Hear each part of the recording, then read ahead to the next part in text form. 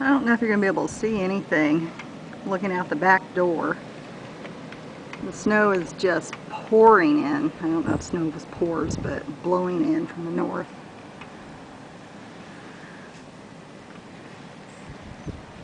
You really can't even see the neighbor's house. You can see it's, well, I can't zoom in while I'm filming, but it's like 11 degrees. This is February 1st, 2011. The Midwest blizzard. It goes from northern Texas to Detroit.